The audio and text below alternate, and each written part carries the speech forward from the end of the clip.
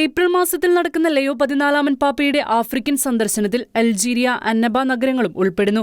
അധികാരത്തിലിരിക്കുന്ന പാപ്പയുടെ ആദ്യ അൽജീരിയ സന്ദർശനമെന്ന നിലയിൽ ഇതിന് പ്രത്യേക പ്രാധാന്യവുമുണ്ട്.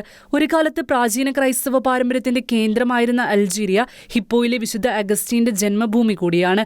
എന്നാൽ ഇന്ന് ഏകദേശം 4 കോടിയിലധികം വരുന്ന ജനസംഖ്യയിൽ 98% ഇസ്ലാം മതസ്ഥരാണ്.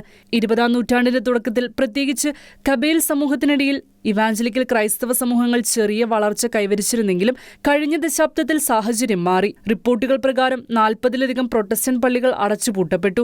ഇപ്പോൾ തുറന്ന് പ്രവർത്തിക്കുന്നത് ഒരു പള്ളി മാത്രമാണെന്നാണ് സൂചന. ഇസ്ലാം മതം ഉപേക്ഷിച്ച് ക്രൈസ്തവ വിശ്വാസം സ്വീകരിക്കുന്നവർ ദേശീയ ഐക്യത്തിന് വിരുദ്ധമാണെന്ന നിലപാടാണ് ചില അധികാരികൾ സ്വീകരിക്കുന്നത്.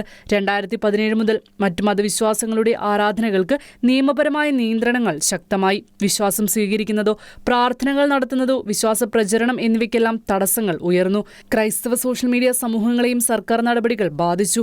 എന്നിരുന്നാലും പലരും തങ്ങളുടെ വിശ്വാസം തുടരുകയാണ്. വരാനിരിക്കുന്ന പേപ്പൽ സന്ദർശനം ക്രൈസ്തവ സമൂഹത്തിന് ആത്മവിശ്വാസവും സംരക്ഷണത്തിനായുള്ള പ്രതീക്ഷയും നൽകുമെന്ന് പ്രാദേശിക സഭാ നേതാക്കൾ പ്രതീക്ഷിക്കുന്നു. മതാന്തര സംവാദവും മതസ്വാതന്ത്ര്യത്തിനുള്ള ബഹുമാനവും വർദ്ധിപ്പിക്കുവാനുള്ള അവസരമായി ഈ പേപ്പൽ സന്ദർശനം മാറുമെന്ന വിശ്വാസത്തിലാണ് അൽജീരിയയിലെ ക്രൈസ്തവ സമൂഹം.